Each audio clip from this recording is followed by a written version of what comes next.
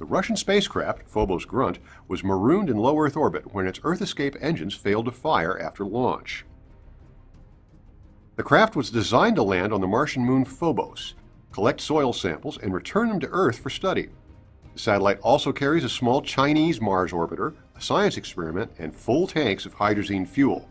Engineers had hoped to start the engines and send it to Mars before the 2-week window of opportunity closed. After that, planets would not be properly aligned for another 26 months.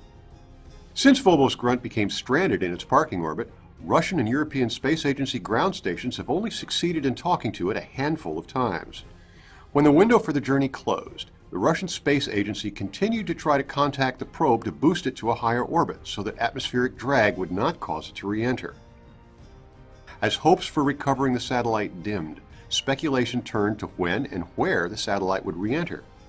Most of the satellite is expected to burn up on re-entry, although some pieces may fall to the Earth's surface. While most of the world's population lies beneath the plus or minus 51-degree latitude swath of Earth that is in the potential re-entry zone, any debris that re-enters would very likely land in the ocean, since water covers nearly 3/4 of the Earth's surface. As with the 2 other recent satellite deorbits in 2011, NASA's URS and Germany's Rosat, no one will know the exact time and location of the re-entry until the final hours. The estimates will become more accurate as the event draws nearer.